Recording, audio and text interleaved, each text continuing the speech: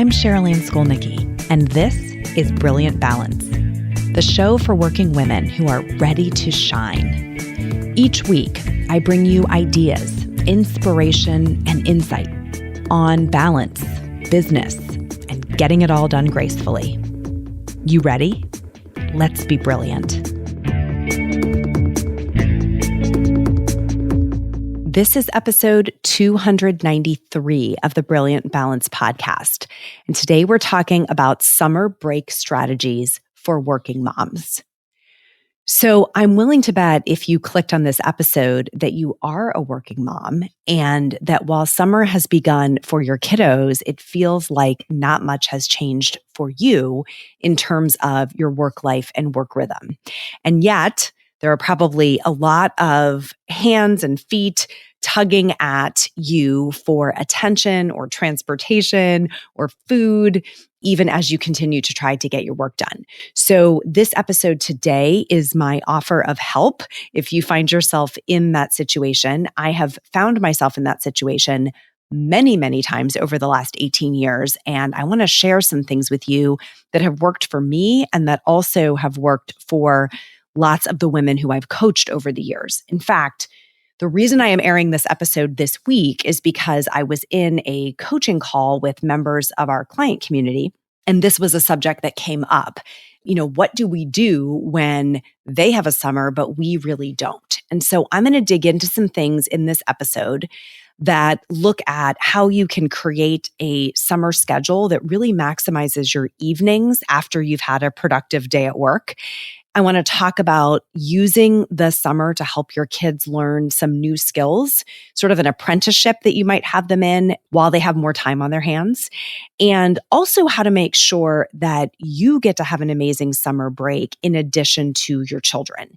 Because I really firmly believe that there are ways that we can let summer feel magically different, markedly different from the way the rest of the year feels. And that when we do, we get to reclaim a bit of that childlike joy for ourselves. So there's lots of little nuggets in here, things like, is it okay to let your kids get bored? How do we deal with screen time? What do we do about them wanting to have friends over while we're working, especially if we're working from home? And I hope you find a number of tidbits in here that you can apply to really make this a summer to remember. So without further ado, here are my summer strategies for working moms. So as I look ahead to this summer, and we are like full out in planning, this is my children's last week of school. They'll finish by this Thursday. My daughter is graduating from 8th grade. She's been in a K through 8 school, so it's a big deal to be separating from this group that she's been with since she was a little bitty and heading off to high school next year. So we have a lot happening, big transition week as we head into summer. And then, as I look ahead to the summer, we have one big trip scheduled as a family for vacation, kind of late June, early August, take that back, late June, early July. And we have a few long weekends with family, mixed in here and there throughout the summer. But beyond that, my life will look pretty similar to the way it does for the rest of the year. Yours might as well. I'll be working just like normal. And my kids, on the other hand, will be in summer mode, right, from morning till night. So I think as a working mom, summer is the time when kids' lives change pretty dramatically. Their rhythm, their structure, entirely different, but yours doesn't. And, this can really be what creates some dissonance, maybe even some resentment if you're not careful. And so the strategies I'm going to share with you today are ones that I've adopted over the years of being a mom. And I've really found that it's what helps us have a summer that, we look back on with fond memories, where we're able to kind of minimize the dissonance between our two schedules. So I'm going to talk about 4 of them today. And, my hope is you'll be able to get something out of at least one of these and apply it in your own life. Now, last year, around this time, I shared an episode about the summer bucket list. We'll find it. We'll link it for you so that you can take a listen to that one as well. And I'll pull a few principles from that concept into today's episode. But we got a little bit of feedback about that episode that, hey, this is great if you are going on a 3-month holiday where your whole world is centered around creating these activities for the kids. But what about the working moms? What about people who still have to leave the house early, come home later, travel, do all the things? And so that's really the inspiration for today's content. Here's the first thing I think is really helpful as you head into the summer season. The first thing is to consider moving to summer hours in your household. So here's what I mean by that. You guys have heard me say this. I get up pretty early in the morning. I go to bed pretty early in the evening, typically throughout the school year. And it really synchronizes well with the kids' schedules and being able to be present for them in the morning before they head to school. And, they need to get to bed at a decent hour during the school year. But that shifts during the summer. And so summer hours look like, a later bedtime for everyone in the household, P.S., including me, which means a later wake up time. So the danger here is we try to stretch it on both ends. We want to keep everything the same in the morning because we have to be into the office. And we still want to stay up later and have those long, relaxing evenings. So if you instead sort of just shift your whole day, if you want to be up an hour or 2 hours later, then maybe that means waking up at least an hour, maybe even 2 hours later during the summer. So if you go to bed, at 9 during the school year and you wake up at 5, maybe you go to bed at 11 and wake up at 7, see how that works. So shifting the entire rhythm of the household forward by an hour, maybe even 2, can make a big difference. So that allows you to have a later dinner since it's daylight so much longer, and really to lean into those longer, more relaxing evenings that I know we all crave during the summer months. So that is the first strategy is, are you able to just move or shift the rhythm of your household and go on essentially a summer hours schedule for those few months of the year? Makes a big difference in my household. I am much happier mom during those evenings, and we get to pack a lot more fun things in after work. Okay. Now, the second principle may be a little bit surprising. The second strategy I would give you is schedule in some work for everyone in the household. And the way I think about this essentially is giving your kids an internship or an apprenticeship within the household. One of the complaints I hear the most from moms is, my kids just don't help a lot at home. Either they don't know how or they don't have time. And there's this frustration with mom doing every single thing in the household.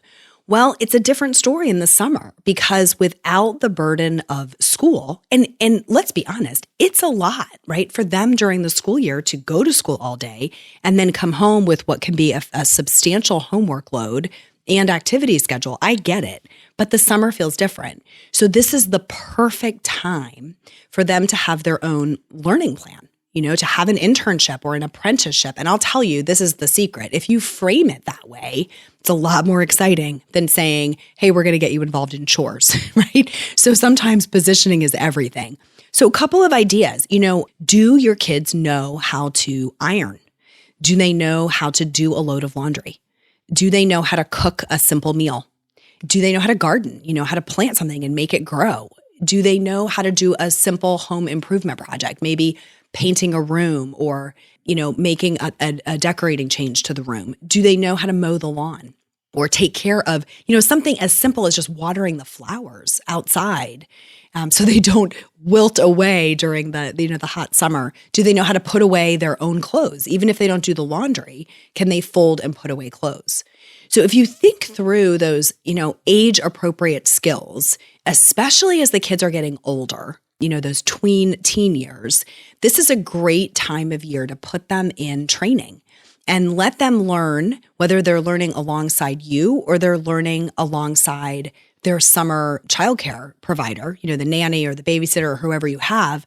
They'll get the chance to build some new skills. It really helps the long days go by, and you'll then be able to get more help throughout the whole year. So just step back and think about, when have I taught the kids to do some of these things? I'll tell you, when we do a root cause analysis with our clients in Breakthrough on why aren't you getting more help at home, almost always it's because the kids don't know how, and so they won't do it right. Well, this is the perfect time to remedy that. And I will tell you, you'll be surprised at how fun they think this is. Learning these skills that then they have as they, move through high school, but certainly as they head off to college and leave the home. What a gift to make sure that they know how to do these things and have that level of independence.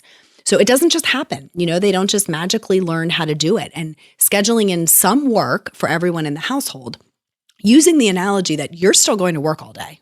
So this is an element of their day that can be allocated to work. It feels good to be productive, right? They don't have to do it all day long. We're not turning them into child labor forces, but a small portion of every day where they actively do some work in service to the household can be very empowering, okay?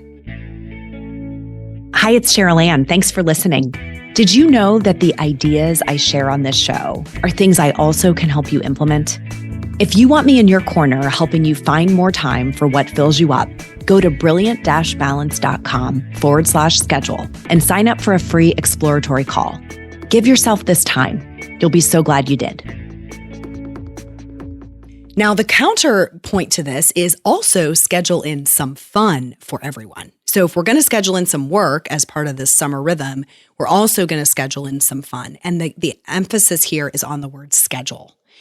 Now, schedule and fun don't always go together, right? That may sound like an oxymoron, but that summer bucket list that I referenced earlier doesn't just happen. When you are still working all week and traveling and bringing work home with you, the whole burden of these fun experiences that the kids want to have can feel daunting. And so the strategy that really works here for me is to start the summer with everyone choosing their top picks. You pick your own number. It could be 3, it could be 10, it doesn't matter. But everybody in the household chooses the most important things that they really want to make sure they get to do that summer. Maybe it's going to the amusement park, maybe it's spending a day at the pool, maybe it's going for a long bike ride, maybe it's camping in the backyard. Whatever the things are that are really important to them, schedule them into the calendar. And without exaggeration, I am talking about being as specific as, on Friday, May 31st. I don't even know if May 31st is a Friday. This is the activity we are going to be doing, right? On Sunday, July 7th, this is the activity we're going to be doing. So you look at your calendar and literally figure out, where do you have a pocket of time to schedule in that particular activity? So you really don't have to do all bucket list things all day long, every day. You just have to make those key moments count.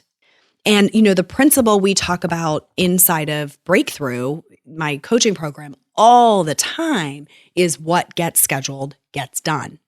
So that burden is even higher when you have a really busy work schedule riding on top of this. So schedule your top things for each of you. By the way, put yours on there too, and then put yourself in position to make them happen. That may mean that you need to get tickets for something in advance.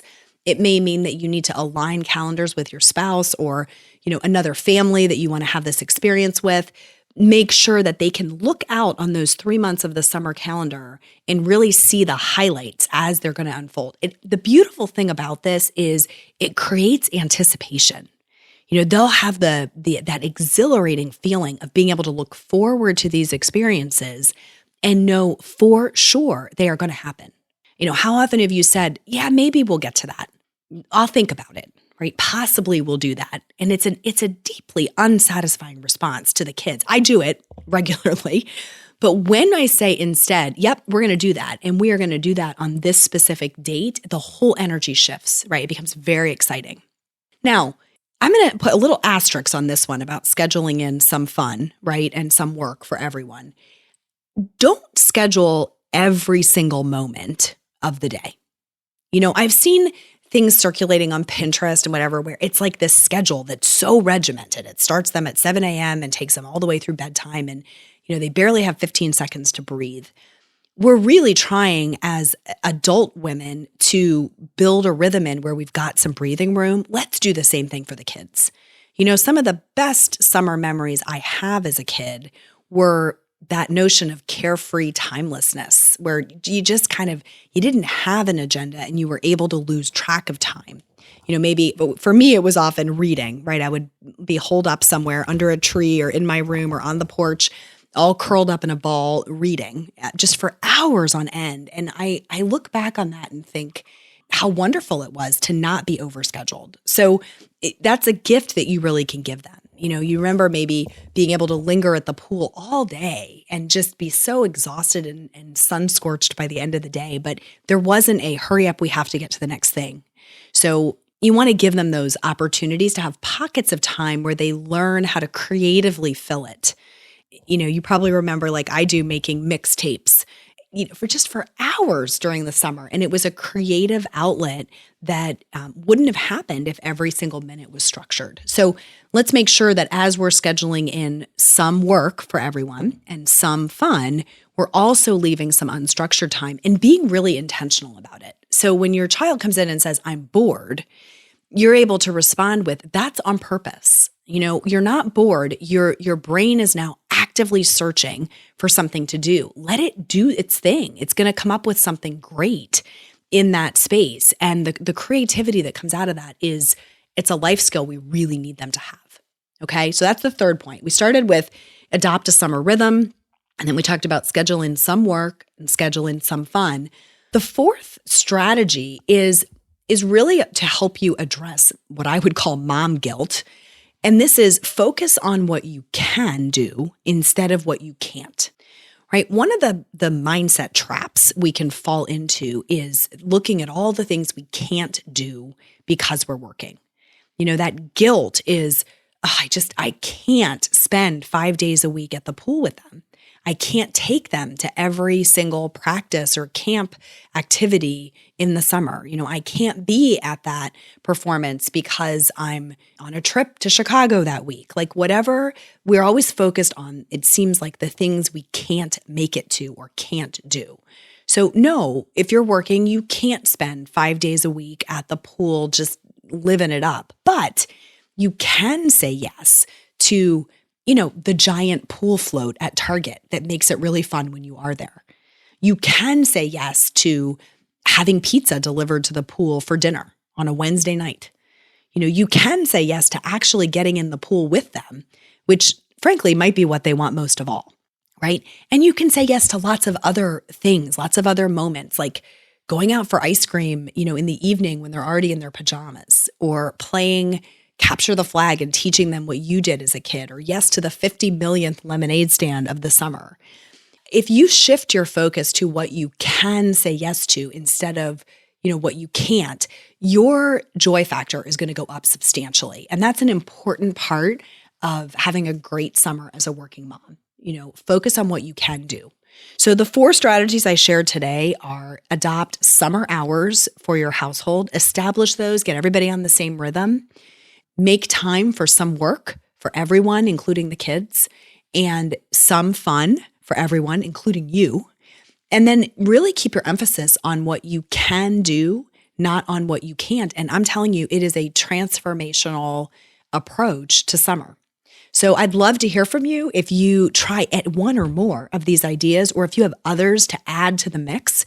We almost always unpack the podcast episode on Fridays in a Facebook live stream.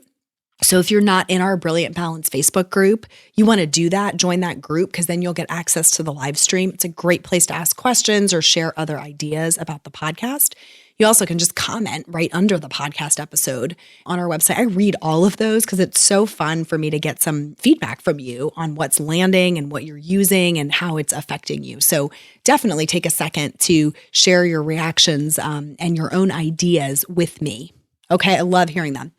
Now, let's see, next week on the podcast, we have a guest. So we're doing these guests about once a month right now. Our guest next week is Alicia Lenkin. She is a top stylist in New York, and she works with everyday women, right? So she works with women to upgrade their style. And her idea is, get this, she wants them to feel like superstars in their clothes. I think a lot of us, when we hear about stylists, think that's only something celebrities have, right? Or actresses, and for her, the vision here was, how do I bring that kind of a service to everyday women so they can have the same experience of feeling like superstars in their clothes? So I don't know about you, but I could definitely use some of that. And it's going to be a great conversation with her next time. So between now and then, make sure you join me in that Brilliant Balance Facebook group so you can get all the extra goodies. Follow along on Instagram. There's 2 accounts. Mine is at @CSchoolNikki, or we have at @brilliant_balance, 2 separate Insta accounts where you can join the party on social media. Till next time, my friends, let's be brilliant.